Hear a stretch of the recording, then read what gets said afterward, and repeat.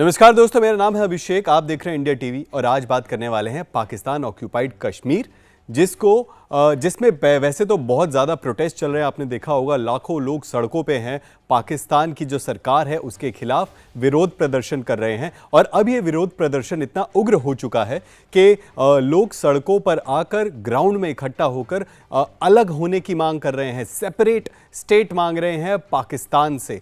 पाकिस्तान की वो सरकार जो इतने समय से जुल्म ढाती आई है अलग अलग प्रांत के लोगों पर। पहले हमने बात की थी बलूचिस्तान के लोग कैसे पाकिस्तान की सरकार के खिलाफ उन्होंने मोर्चा खोला, और अब बलूचिस्तान अपनी आज़ादी को बता चुका है कि हम अपनी आज़ादी ले चुके हैं पाकिस्तान से। कुछ समय की बात है, उन्होंने बलूचिस्तान ने अपना नेशनल एंथम भी लॉन्च किया और उसके बाद एक खास प्रेस कॉन्फ्रेंस करी जिसमें उन्होंने बताया कि कैसे कैसे उन्होंने युद्ध किया है पाकिस्तान की सेना के साथ, और बिना किसी एयरफोर्स के, बिना किसी नेवी के कुछ हथियारों के साथ, जिन हथियारों की मदद उन्हें मिली थी कहीं से, और उन हथियारों के साथ उन्होंने पाकिस्तान की पूरी सेना को हरा दिया है। अब बारी है पीओके और गिलगिट बाल्टिस्तान की। दोस्तों, वैसे मैं आपको बताऊं, इस पे सबसे ज़रूरी बात जो रहेगी वो होगी कि भारत अभी क्या कर रहा है। पीओके में इतना बड़ा जो हुजूम लगा है, पीओके हमेशा से हम बोलते भी आए हैं, चाहे वो 1947 की बात हो या 1994 की बात हो, चाहे अब 2026 की बात हो, भारत का जो शीर्ष नेतृत्व है वो हमेशा से बोलता आया है कि पीओके हमेशा से भारत का हिस्सा था, है और रहेगा। लेकिन पाकिस्तान ने कभी भी इस बात को अपनाया नहीं, और पाकिस्तान कहीं ना कहीं जो ये क्षेत्र हैं इनमें अपने आतंकवाद की जो मैन्युफैक्चरिंग करता है और वहाँ से उन आतंकवादियों को ट्रेन कर कर भारत में भेजता है। तो कहीं ना कहीं ये जो क्षेत्र हैं, यहाँ पे जो लोग रहते हैं, उन लोगों के जीवन को ख़राब करना, उन लोगों के बीच बेरोज़गारी और बहुत बड़ा मुद्दा है इस वक्त। मैं आपको बताऊंगा कि पीओके में इस वक्त लोग आखिर सड़कों पर आए क्यों हैं, शुरुआत कहाँ से हुई थी और अब वो बात इतनी आगे तक कैसे पहुंच गई है। दोस्तों, एक बार थोड़ा पीछे से चलते हैं, बात करते हैं और हिस्ट्री में जहां हमें पता चलेगा कि पीओके जो पहली बार एग्जिस्टेंस में आया था, आखिर ये कहां से आया था। वैसे मैं आपको बताऊं कि ये जो क्षेत्र है, भारत के साथ जो बाउंड्री लगती है, पीओके जिसे हम बोलते हैं, पाकिस्तान का ऑक्यूपाइड कश्मीर है, जो पाकिस्तान बोलता है कि आज़ाद जम्मू कश्मीर है। हालांकि है नहीं, क्योंकि आज़ादी तो बहुत दूर की बात है। वहाँ के लोगों पे इतने ज़्यादा जुल्म ढाए हैं पाकिस्तान ने कि वो लोग अब वहाँ से खुद को आज़ाद करने की कोशिश में लगे। चलिए बताते हैं। 1947 में सबसे पहले जो कश्मीर का पूरा क्षेत्र था, वहाँ पर राजा हरी सिंह ने 1947 में इंस्ट्रूमेंट ऑफ एक्सेशन साइन किया था। इंस्ट्रूमेंट ऑफ एक्सेशन साइन करने के बाद भारत की सरकार ने जम्मू कश्मीर में अपनी सेना भेजी थी, और वहाँ पर जो पाकिस्तान की तरफ से हमले हुए थे, हमारी सेना ने वहाँ पर एक युद्ध लड़ा और उन हमलों को ख़त्म किया, बाहर खदेड़ा पाकिस्तान के उन जो सेना थी, पाकिस्तान की सेना जो उन्होंने भेजी थी और जो लड़ाके उन्होंने भेजे थे, उनको खदेड़ा था भारत की सेना ने।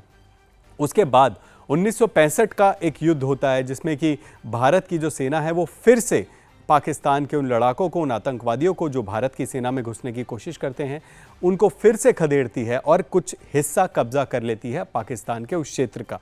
लेकिन कुछ समय बाद एक बड़ी इवेंट होता है, एक बड़ा इवेंट होता है। उसमें ये तय किया जाता है कि भारत जो है वो क्षेत्र वापस से पाकिस्तान को दे देगा। चलिए, लेकिन फिर भी ये मान लिया गया कि अब जो है, जो वो क्षेत्र है, वहाँ से कोई भी डिस्टर्बेंस नहीं होगी, और होगी तो हिंदुस्तान जो है वो अपनी सेना जो है हिंदुस्तान की, वो तैयार है कोई भी ऐसे बड़े कोई भी युद्ध हो या कोई भी ऐसा स्कर्मिश हो, उसको अंजाम देने के लिए, उसको ख़त्म करने के लिए।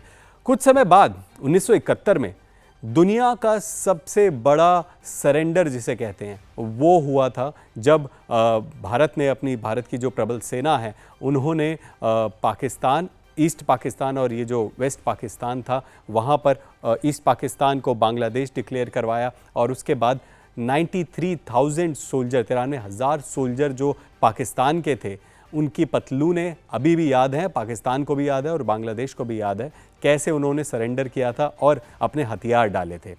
उसके बाद पीओके और गिलगिट बाल्टिस्तान, वहाँ पर पाकिस्तान ने एक बड़ा प्लान बनाया। हालांकि कोई बहुत बड़ा युद्ध की तैयारी या फिर कोई बहुत डायरेक्ट कॉन्टैक्ट इंडियन आर्मी के साथ नहीं किया, लेकिन फिर भी बड़े प्लान बनाए और वहाँ पर बड़े प्लान थे, वहाँ उस ज़मीन को यूज़ करना पाकिस्तान के आतंकवादी मैन्युफैक्चरिंग कंपनी के लिए। तो वहाँ पर जितने लोग थे, वहाँ पर जो लोग रहते थे, जो वहाँ के रेजिडेंट थे, उन तक कोई राशन पानी पहुंचाना, उनको जॉब देना, उनको रोज़गार पहुंचाना, उन तक हॉस्पिटल्स पहुंचाना, स्कूल पहुंचाना, वो सब तो पाकिस्तान ने कभी किया नहीं, ना ही किसी पाकिस्तान की सरकार ने सोचा। लेकिन सारे जो गलत काम थे वो इस क्षेत्र से करवाए जाने लगे। अगर बात करें पाकिस्तान के मुजफ्फराबाद की, कोटली की, अगर ऊपर जाएं तो बात करें गिलगिट बाल्टिस्तान की, ये वही क्षेत्र हैं जो कि मिनरल रिच इलाके हैं और वहाँ पर नदियों का बहुत नदियाँ वहाँ से गुजरती हैं। वहाँ पर हाइड्रो पावर प्लांट भी लगाए गए और वही हाइड्रो पावर प्लांट जो आने वाले प्रोटेस्ट हैं, जो आने वाले जुल्म हैं, उनका ही बहुत बड़ा हिस्सा बने। अब आ जाते हैं थोड़ा आज के समय में, जब ये प्रोटेस्ट शुरू हुए। ये प्रोटेस्ट आखिर शुरू कहाँ से हुए? देखिए, प्रोटेस्ट शुरू होने की जो सबसे बड़ी वजह थी वो खुद पाकिस्तान है, खुद पाकिस्तान की सरकार है। पाकिस्तान की सरकार ने इन ही लोगों को जो वहाँ रहते हैं, मुजफ्फराबाद में, कोटली में, पीओके में, गिलगिट बाल्टिस्तान में, उन लोगों को वंचित रखा। वहाँ ना रोज़गार पहुँचाया, ना हॉस्पिटल पहुँचाए, ना सड़कें हैं, ना ही कोई ऐसा इंतज़ाम है जिससे कि लोग अपना जीवन गुजर बसर कर सके। ऐसी हालात हैं 2026 में कि वहाँ के लोग अब भी 50 साल पीछे के एरा में जीते हैं और वहाँ के लोग आवाज़ उठाते हैं कि हमें आटा, पानी, पेट्रोल कुछ तो दीजिए, कुछ तो कम से कम ऐसा दीजिए कि हम 2 वक्त की रोटी खा सके, अपने बच्चों को अच्छा भविष्य दे सके।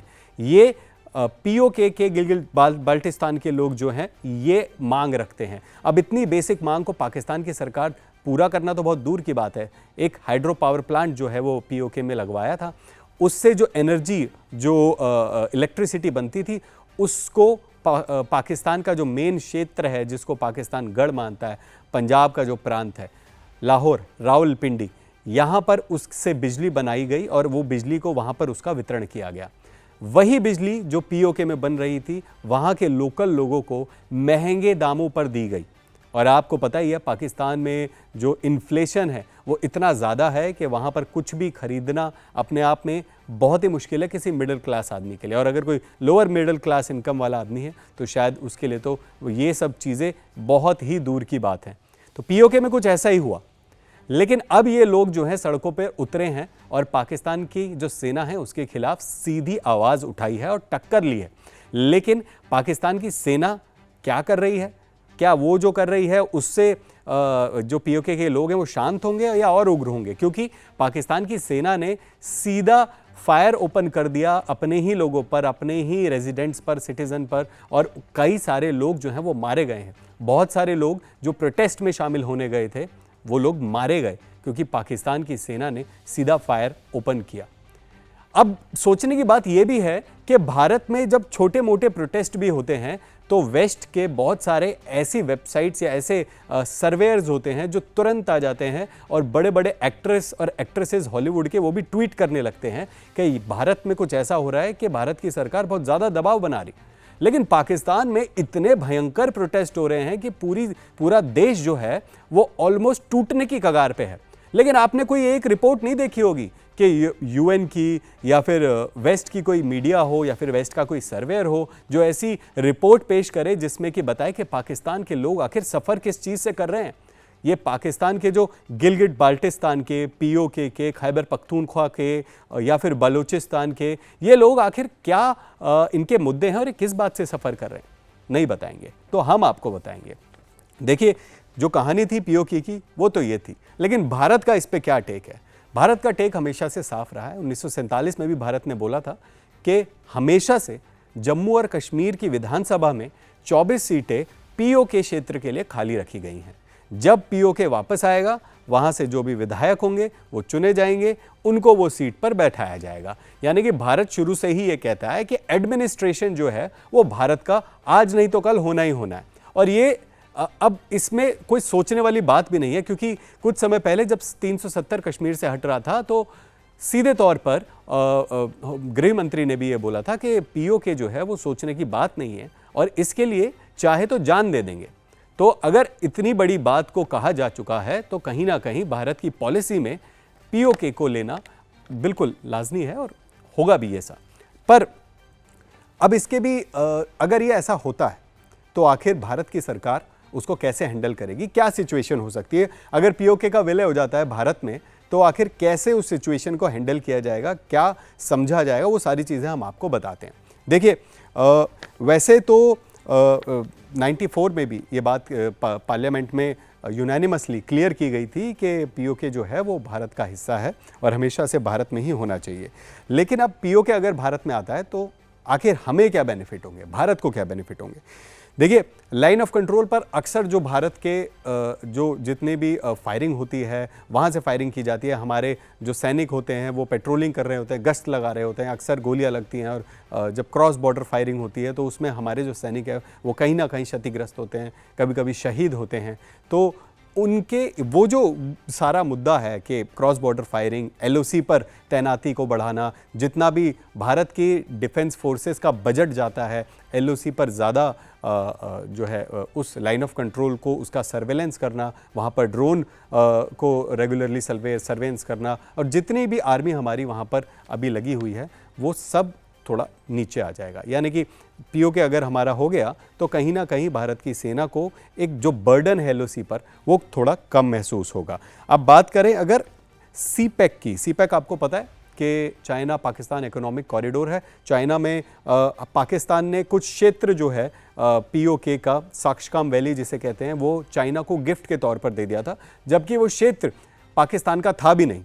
तो जब ये क्षेत्र पाकिस्तान चाइना को दिया तो वहाँ से चाइना ने गिलगिट बाल्टिस्तान के रूट से होते हुए सीपैक कॉरिडोर बनाया। ये कॉरिडोर चाइना और पाकिस्तान की जो दोस्ती है और उनके जो इविल इंटेंशंस हैं उसका एक बहुत बड़ा एग्जाम्पल है।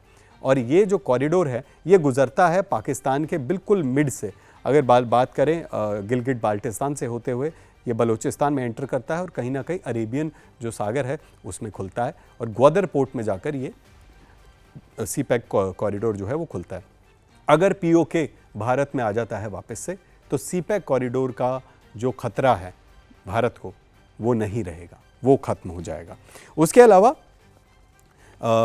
जो भारत की कनेक्टिविटी है अफ़गानिस्तान से, ताजिकिस्तान से, सेंट्रल एशिया से, वो बहुत ही आसानी से सिक्योर हो जाएगी। इस वक्त अफ़गानिस्तान से भारत का जो बॉर्डर है वो नहीं लग पाता है क्योंकि पाकिस्तान ने उस क्षेत्र पर कब्जा किया हुआ है। लेकिन अगर पीओके भारत में आ जाता है तो कहीं ना कहीं भारत का जो अफ़गानिस्तान के साथ बॉर्डर है वो सिक्योर हो जाएगा। सेंट्रल एशिया में भारत की एंट्री जो है वो बहुत आसानी से हो जाएगी और सेंट्रल एशिया में हम बिलियंस ऑफ डॉलर्स की ट्रेड बहुत आसानी से कर पाएंगे। उसके बाद अब सोचने की बात यह भी है कि अगर पीओके भारत में आता है तो ये तो थे पॉजिटिव्स और नेगेटिव्स भी हैं, कुछ नेगेटिव्स भी हैं। हर चीज़ के दो पहलू होते हैं। जो दूसरा पहलू है वो जानना भी बहुत ज़रूरी है। देखिए सबसे बड़ा जो रिस्क है वो ये है कि पाकिस्तान ने इस क्षेत्र को लश्कर-ए-तैयबा और जैश-ए-मोहम्मद का जो गढ़ है वो बनाया हुआ है। वहाँ पर आतंकवाद बहुत ज़्यादा है और वेपन्स की जो जितना भी डिस्ट्रीब्यूशन है वो बहुत आसानी से हो जाता है। और पिछले 70 सालों में पाकिस्तान ने पूरी कोशिश करी है कि ये जो क्षेत्र है कहीं भी डेवलप ना हो पाए, यहाँ के लोग जो हैं वो बिल्कुल ग्रो ना कर पाएँ, ना उनकी सोच ग्रो कर पाए और ना वो खुद ग्रो कर पाएँ। तो उसी की वजह से जो वहाँ पे बोला जाता है 5 मिलियन से ज़्यादा की आबादी है, 50 लाख से ज़्यादा लोग रहते हैं। लेकिन अभी ऐसे हालात हैं कि लोग जो हैं सड़कों पे आ गए हैं और उनके पास कोई 2 वक्त को खाने की रोटी नहीं है। अब अगर ये क्षेत्र जो है जहाँ पर 50 लाख लोग रहते हैं, अगर ये भारत में आता है तो 2 तरीके से प्रॉब्लम हो सकती है। एक तो इन लोगों को लेके आना, इन लोगों को भारत में विलय करना, भारत में इन लोगों को एडमिनिस्टर करना, वहाँ पहुँचकर कैसे हमारा जो भारत का एडमिनिस्ट्रेशन है, आपको पता है कितना कॉम्प्लेक्स एडमिनिस्ट्रेशन है, एक नागरिक की जो पहचान है वो करना कितना बड़ा टास्क हो जाएगा। और हमारी सिक्योरिटी के लिए ये सबसे बड़ा टास्क हो जाएगा क्योंकि जब लश्कर-ए-तैयबा और जैश-ए-मोहम्मद के आतंकवादी वहाँ पर पल रहे हैं, बढ़ रहे हैं, तो वो आतंकवादी हम कैसे सोच सकते हैं कि किसी गलत मंशा से भारत में एंटर नहीं करेंगे। और पाकिस्तान की आईएसआई तो चाहेगी, अगर ये बात होती है, सच में होती है, तो पाकिस्तान की आईएसआई तो चाहेगी कि कुछ ऐसे गुट, कुछ ऐसे ग्रुप भारत में चले जाएं जो ऐसे आतंकवाद की जो गतिविधियां हैं उनको लागू करें और भारत के क्षेत्र में जाकर अलग अलग स्टेट्स में और वो जो आतंकवाद की जो गतिविधियां हैं वो रेगुलरली, मतलब एंडलेस वॉर हो जाएगा। भारत की जो प्रॉब्लम्स हैं वो आतंकवाद को ख़त्म करने में वो और ज़्यादा बढ़ जाएंगी। अब दूसरी बात यह है कि आप एक तरफ आप देखिए जो भारत में जो कश्मीर है, एक बार आप उसकी तरफ देखिए। नौकरियां हैं, टूरिज़्म है, बढ़ती हुई स्टेट है, हर चीज़ आपको वहाँ मिलेंगी, सड़कें मिलेंगी, ट्रेन मिलेगी, नए नए ब्रिजेस मिलेंगे, शानदार खूबसूरत इंफ्रास्ट्रक्चर मिलेगा, स्कूल्स मिलेंगे, हॉस्पिटल्स मिलेंगे। लेकिन एक अब दूसरी तरफ आप जाइए इस इंफ्रास्ट्रक्चर की तरफ जो पाकिस्तान ने बिल्कुल तबाह करके रख दिया है। बहुत खूबसूरत जगह है वो, मुजफ्फराबाद या कोटली की बात करें, लेकिन पाकिस्तान ने कभी भी डेवलपमेंट के नाम पर वहाँ कुछ नहीं किया, बर्बाद करके रख दिया है।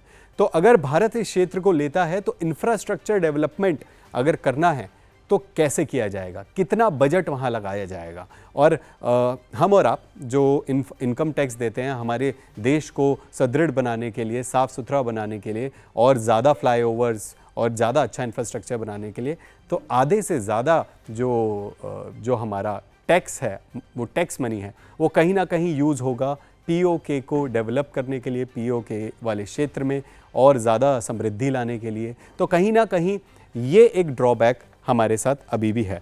देखिए, ड्रॉबैक हैं, लेकिन कहीं ना कहीं ये भी ज़रूरी है कि पीओके का जो क्षेत्र है वो भारत के पास जल्दी से जल्दी आए और भारत उस क्षेत्र को अपने अंतर्गत जो है वो विलय करे। और हमारी जो सरकार है, कहीं ना कहीं ये मंशा है कि अगर ये क्षेत्र आए तो कहीं ये जो आतंकवाद की गतिविधियां हैं ये बढ़ ना जाएं और इंफ्रास्ट्रक्चर और जीडीपी ग्रोथ जो भारत का है वो वैसा ही रहे जैसा इस वक्त है। लेकिन इस वक्त भारत की स्ट्रेटजी क्या है, जो अभी भारत की स्ट्रेटजी है वो क्या है पीओके को लेकर? देखिए, भारत की फॉरेन एक्सटर्नल अफेयर्स जो है मिनिस्ट्री, वो बस सिक्योरिटी हो, चाहे होम अफेयर्स हो, चाहे डिफेंस मिनिस्ट्री हो, सब तैनात हैं, सब अलर्ट पर हैं और सब इस वक्त वेट एंड वॉच की स्ट्रेटजी अपना रही हैं।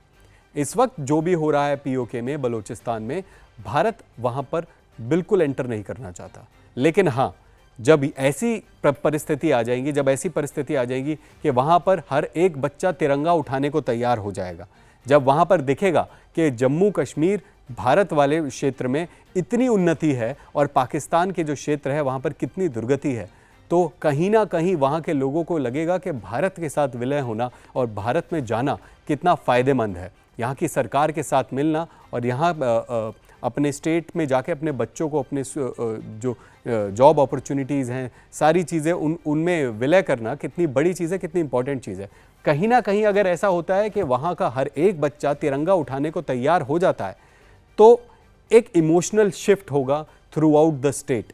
पीओके गिलगिट बाल्टिस्तान की बात करें, और अगर ऐसा होता है तो शायद पीओके भारत में आसानी से विलय कर पाएगा और कहीं ना कहीं ये जो आतंकवादी गतिविधियां, जो एक सिचुएशन है, उसको भी कम किया जा सकेगा। इंफ्रास्ट्रक्चर डेवलपमेंट या ग्रोथ की बात करें तो ऐसा भी हो सकता है कि धीरे धीरे वो क्षेत्र भारत में जब विलय हो तो कहीं ना कहीं खुद से ही ग्रोथ करेगा, क्योंकि सरकार जब मदद करेगी, प्रोजेक्ट्स लेकर जाएगी, तो कहीं ना कहीं वहाँ के लोग भी चाहते हैं कि उस परिस्थिति से निकले और एक बेहतर सिचुएशन में वो लोग जाएं। तो ये पीओके के बारे में पूरी स्थिति, पीओके के बारे में पूरी डिप्लोमेसी, अभी पूरे देश में क्या चल रहा है, हमारे में हम लोग कैसा सोच रहे हैं, पूरी दुनिया उसे कैसे देख रही है। लेकिन पीओके में जो चल रहा है उससे मुंह नहीं फेरा जा सकता। वहाँ के लोग जो भी झेल रहे हैं उसे देखना, उसके लिए आवाज़ उठाना बहुत ज़रूरी है। इस खबर पर जो भी अपडेट आएगी हम आपको देते रहेंगे। बाकी देश और दुनिया की खबरों के लिए देखते रहिए इंडिया टीवी।